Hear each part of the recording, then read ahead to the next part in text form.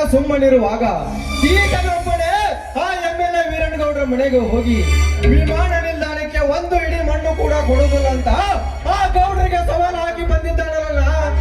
ಇವನಿಗೆ ಏಕೆ ಬೇಕಲ್ಲ ಆ ರೈತರ ಚಳವಳಿಯ ಹೋರಾಟದ ಉಸಾಬರೆ? ಇದು ರೈತರ ಚಳವಳಿಯ ಹೋರಾಟವಲ್ಲ ತಮ್ಮ, ಇದು ನಮ್ಮಂತ ರೈತರು ಹುಟ್ಟಿ ಬಿತ್ತಿ ತಮ್ಮ ತುತ್ತಿಯ ಚೀಲ ತುಂಬಿಸಿಕೊಳ್ಳುವ ಹೊಲ. ಅದನ್ನು ಬಿಟ್ಟು ಬೇರೆ ಕಡೆ ಖರಾಬು ಭೂಮಿ ನೋಡಕ ಎಂದರೆ ಅದು ನಿನ್ನದು ತಪ್ಪ. ಹೌದು, ಅದು ನನ್ನ ದೃಷ್ಟಿಯಲ್ಲಿ ತಪ್ಪೆ.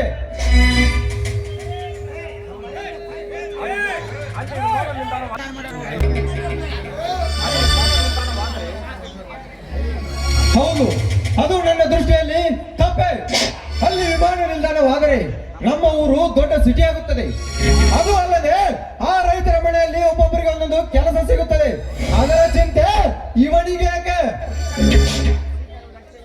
ಕುರಿ ಕಾಯುವುದಷ್ಟೇ ಇವನ ಕೆಲಸ, ಅಷ್ಟು ಮಾಡಕ್ಕೆ ಹೇಳಿ. ಅದೇ ಕುರಿ ಮೇಯಿಸುವ ಗೋಮಾಳ ಹೋದ ಮೇಲೆ ನಾನೆಲ್ಲಿ ಮೇಯಿಸಬೇಕಪ್ಪ ಕುರಿಗಳನ್ನು? ಅಣ್ಣ, ಇವನ ಮಾತು ಮಿತಿಮೀರ ಹತ್ತಿದೆ. ಅದನ್ನು ಕೇಳುತ್ತಾ ನೀನು ಸುಮ್ಮನೆ ನಿಂತು